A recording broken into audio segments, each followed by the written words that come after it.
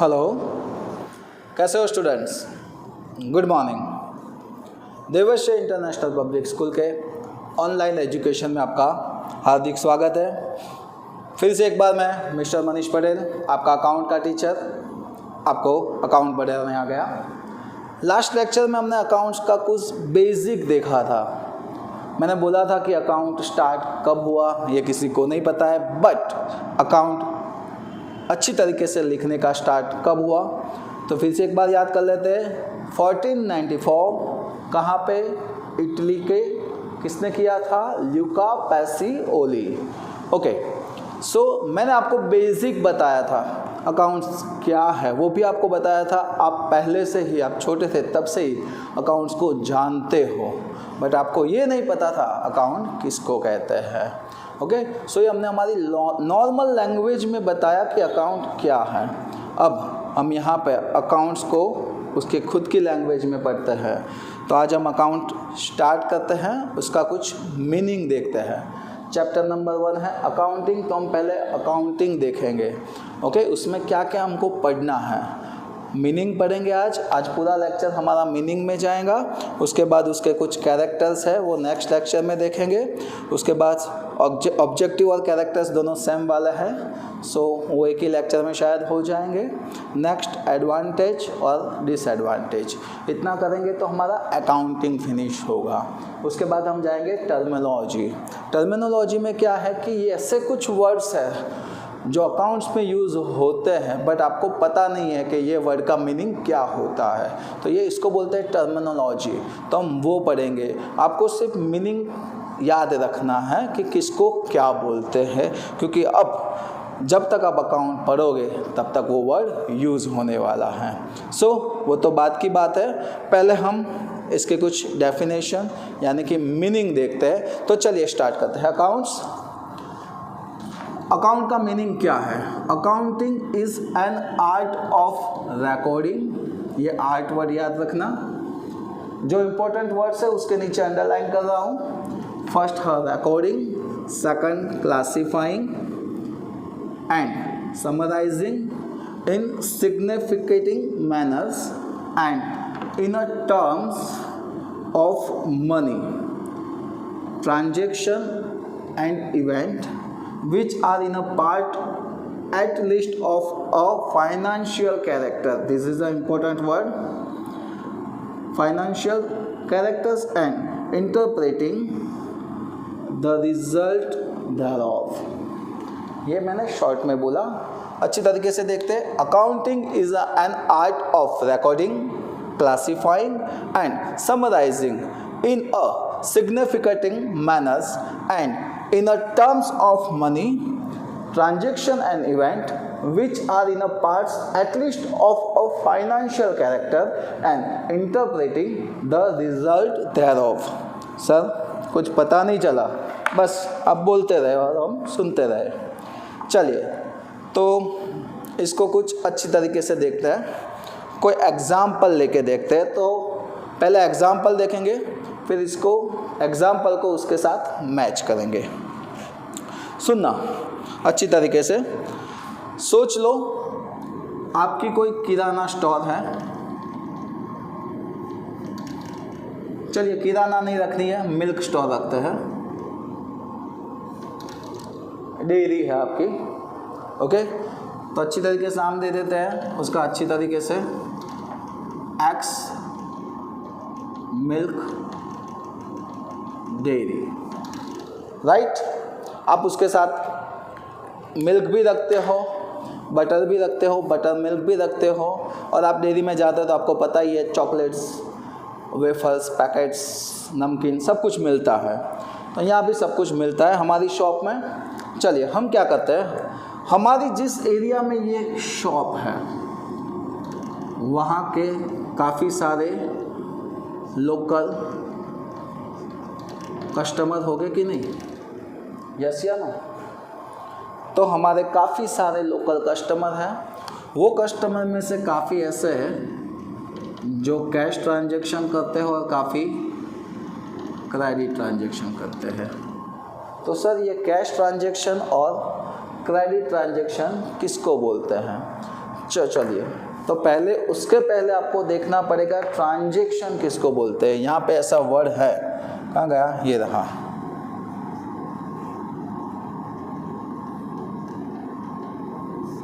Transaction 2 types के होते हैं। फर्स्ट इकोनॉमिकल ट्रांजैक्शन, जो आपको इको में आएगा, और सेकंड है नॉन इकोनॉमिकल।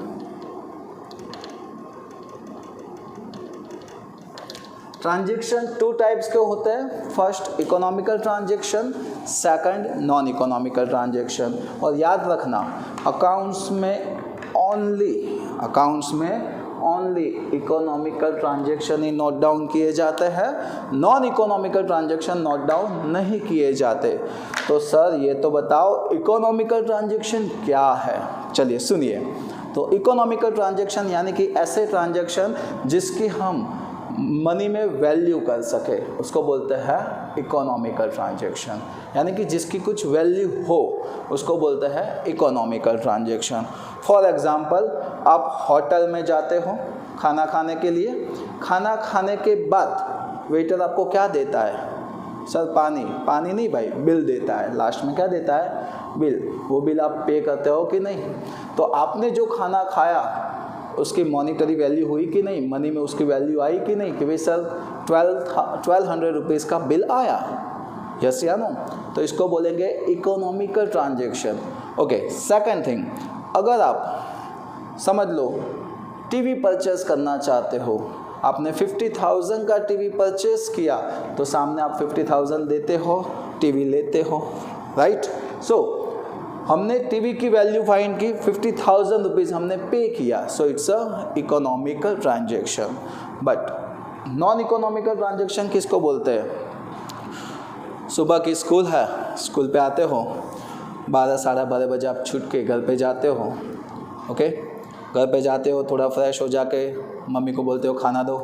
मम्मी थाली तैयार करती है, सब्जी है, रोटी है, अचार है, पापड़ है, दाल चावल है। अब तो खुश हो जाता है, हाँ मेरी फेवरेट सब्जी। आज तो जैसे ही रोटी तोड़ के सब्जी में डुबो के एक निवाला खाने ही जाते हो, मम्मी हाथ पकड़ के बोलती है, भाई ये जो डिश लगाई है उसका 1000 रुपीज़ है, ला चल दे। बोलती है ऐसा क्या? नहीं ना? क्यों? सर माँ तो आखिर माँ ही होती है। ओके, उसका प्यार होता है जो आपको खाना खिलाता है, right? So it's a non economical transaction, उसकी हम वैल्यू नहीं कर सकते, राइट या रॉन्ग? यस या नो? ओके, आपके ब्रदर या सिस्टर है, उसके रिगार्डिंग आपका जो प्यार है उसकी आप वैल्यू कर सकते हो? नहीं कर सकते ना। सो इसको बोलते हैं नॉन इकोनॉमिकल ट्रांजैक्शन। सो यहाँ पे ओनली फॉर इकोनॉमिकल ट्रांजैक्शन लिखे जाते हैं, नॉन इकोनॉमिकल ट्रांजैक्शन नहीं लिखे जाते। ओके, इकोनॉमिकल किसको बोलते हैं? जिसकी वैल्यू मनी में हो। ओके, सो यहाँ पे ऐसा भी कहीं पे वर्ड्स होगा, देखो ये लिखा इन टर्म्स ऑफ मनी। सो ये 2 वर्ड आपको पता चल गए, right? First terms of money and second transaction. तो आगे बढ़ते हैं, हमारी शॉप पे आते हैं।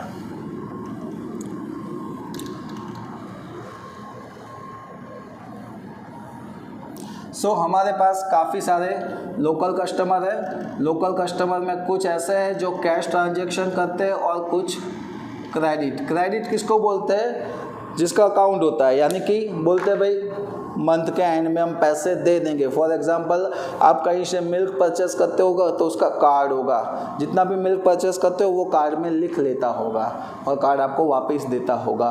मंथ के एंड में वो कार्ड का टोटल लगाएगा और आपको बोलेगा इतना बिल हुआ, राइट? तो उसी तरीके से उसको बोलते हैं क्रेडिट ट्रांजैक्शन।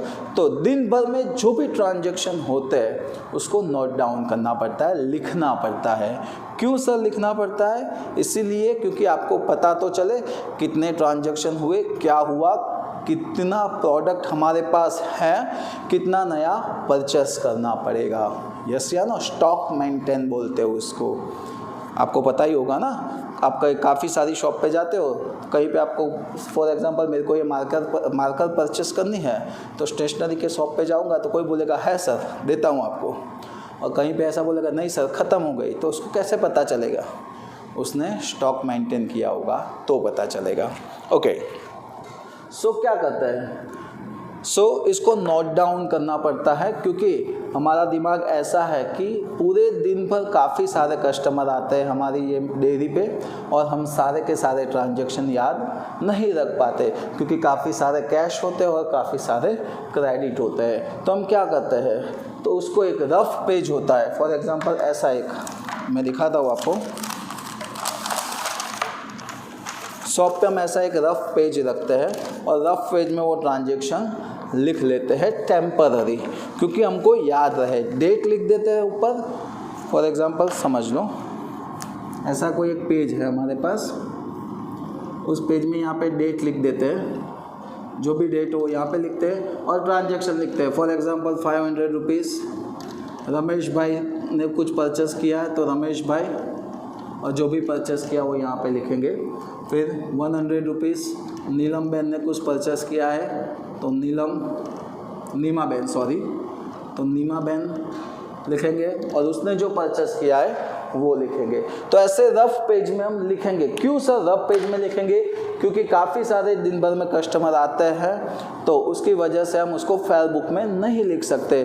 फॉर एग्जांपल आप यहाँ पे स्कूल में जो लेक्चर्स चलते हैं तो काफ़ी सारे स्टूडेंट ऐसे होते हैं जो यहाँ का सारा उसको लिखना होता है, तो अभी टेम्पररी रफ बुक में लिखते हैं और घर पे जाके फेयर बुक में लिखते हैं ना, ऐसे ही।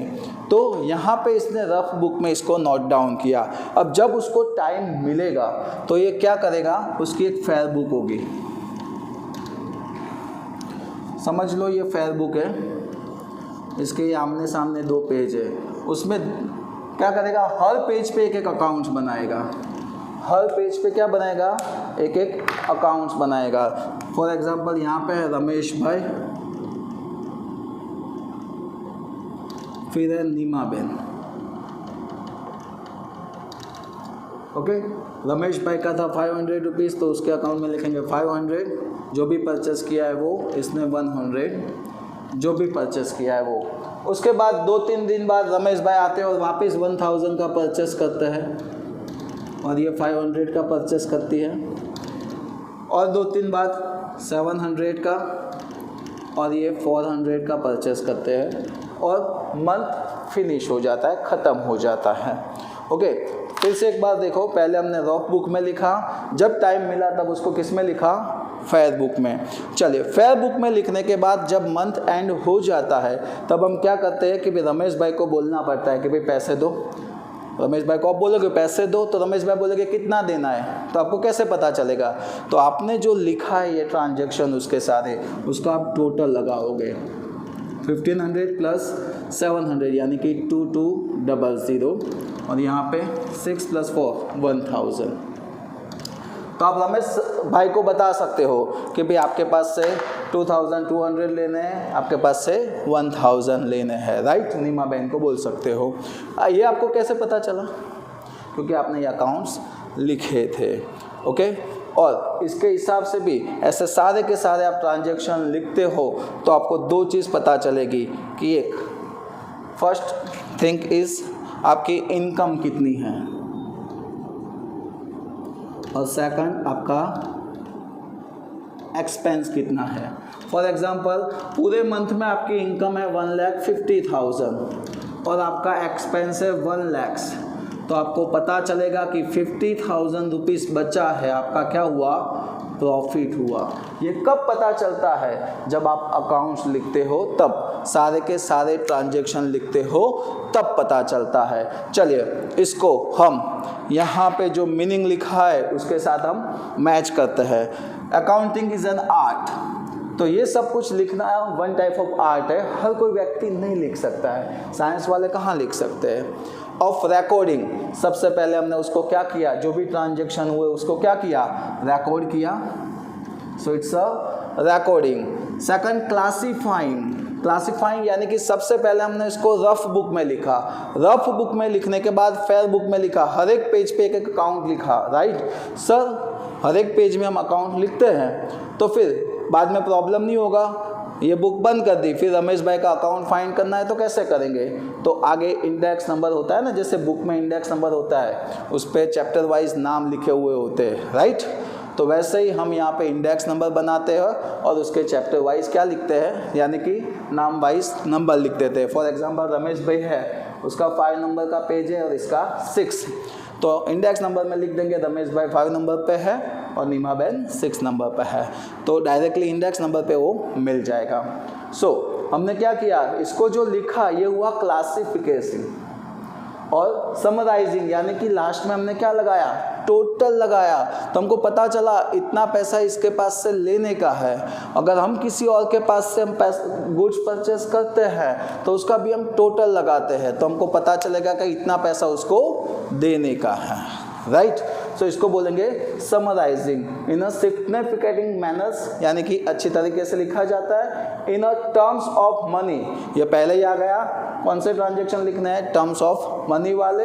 ट्रांजेक्शन एंड इवेंट्स, इवेंट्स क्या है वो हम बाद में देखेंगे, जो टर्मिनोलॉजी आएगा ना उसमें, ओके, क्योंकि इवेंट्स काफ़ी बड़ी चीज़ है, अभी समझाने जाऊंगा तो आप ये सब कुछ भूल जाओगे, okay. Events which are in a part at least of financial character, financial characters होना चाहिए, यानी कि जिसकी वैल्यू मनी में हम फाइनल कर सके। एंड इंटरप्रेटिंग, यानी कि हमने total income and total expense find किया और उसके हिसाब से हमको पता चला कि इतना प्रॉफिट हुआ, यानी कि जो रिजल्ट मिला वो इंटरप्रेटिंग द रिजल्ट thereof, इसको बोलते हैं अकाउंटिंग। आपको कौन सी चीज़ें इसमें मेन है, recording, classifying, summarising and interpreting the result thereof, ये आपके लिए मेन वर्ड है। ये थे उसका मीनिंग। तो ये मीनिंग फिर से एक बार शॉर्ट में हम समझ लेते हैं एग्जाम्पल के थ्रू। हमारी एक डेयरी है, डेयरी में काफ़ी सारे लोकल कस्टमर है। लोकल कस्टमर कैश और क्रेडिट ट्रांजैक्शन करते हैं। जो भी ट्रांजैक्शन करते हैं उसको हमको क्या करना पड़ता है, नोट डाउन। तो पहले ये सुन लो, कैश एंड क्रेडिट ट्रांजैक्शन करते हैं तो हम कैसे कैश और क्रेडिट ट्रांजैक्शन लिखते हैं, जो टर्म ऑफ मनी हो ऐसे ट्रांजैक्शन एंड इवेंट लिखे जाते हैं और जिसका फाइनेंशियल कैरेक्टर्स हो। सेकंड, जो भी ट्रांजैक्शन होते हैं हम उसको क्या करते हैं, रफ बुक में उसको रिकॉर्ड करते हैं, यानी कि रिकॉर्डिंग। फिर फेयर बुक में लिखते हैं, उसको बोलते हैं क्लासीफाइंग, यानी उसका मंथ एंड में उसके क्या लगाते हैं, समराइजिंग, यानी टोटल करते हैं तो हमको पता चलता है किसके पास से कितना पैसा लेना है, किसको कितना देना है, ओके। ये होने के बाद क्या करेंगे, हम टोटली हमारी इनकम है उसका टोटल लगाएंगे, एक्सपेंस कितना हुआ उसका टोटल लगाएंगे और प्रॉफिट हुआ या लॉस हुआ ये रिजल्ट हम फाइंड करेंगे। तो इसके लिए लिखा है इंटरप्रेटिंग द रिजल्ट thereof। तो ये था मीनिंग। ये पूरा का पूरा मीनिंग अगर पता चले तो हम आगे बढ़ सकते हैं। अब नेक्स्ट लेक्चर में हम देखते हैं उसका कैरेक्टर्स। आज के लिए इतना रखते हैं, नेक्स्ट लेक्चर में मिलते हैं कैरेक्टर्स के साथ। Have a nice day.